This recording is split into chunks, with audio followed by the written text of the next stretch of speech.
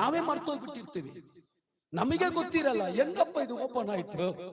Bible ಹೇಳ್ತದೆ, ತನ್ನಷ್ಟಿಗೆ ಕೆಲವು ಬಾಗಿಲು ತೆರೆಯಲ್ಪಡುತ್ತದೆ. ಆಮೇಲೆ ನಾವು ಕೆಲವು ವಿಷಯಕ್ಕಾಗಿ, ಆರೋಗ್ಯಕ್ಕಾಗಿ, ಆಶೀರ್ವಾದಕ್ಕಾಗಿ, ಅದ್ಭುತಕ್ಕಾಗಿ ನಾವು ಪ್ರಾರ್ಥನೆ ಮಾಡಿರಲ್ಲ, ತಮ್ಮಷ್ಟಿಗೆ ತಾನೇ ಬಂದಿರ್ತದೆ. ನಮ್ಮ ಹತ್ರ ಒಂದು ಕಾರ್ ಇದೆ, ನಾವು ಪ್ರೇಯರ್ ಮಾಡಿದ್ವಿ ಅಷ್ಟೇ, ಆದ್ರೆ ಎಲ್ಲೋ ತೆರೆಯಲ್ಪಟ್ಟು ಬಾಗಿಲು. ರಾಜಾಜಿನಗರಲ್ಲಿರುವಂತ ಒಂದು ಸ್ತ್ರೀ, ನಮಗೂ ಅವ್ರಿಗೂ ಸಂಬಂಧನೇ ಇಲ್ಲ, ನಾವು ಅವ್ರಿಗೇನು ವಾಕ್ಯ ಹೇಳಿಲ್ಲ, ಅವ್ರ ಮನೆಗೂ ಹೋಗಿಲ್ಲ, ಅವ್ರ ತಲೆ ಮೇಲೆ ಕೈ ಇಟ್ಟು ಪ್ರಾರ್ಥನೆ ಮಾಡಿಲ್ಲ, ಆಶೀರ್ವಾದನೂ ಕೊಟ್ಟಿಲ್ಲ.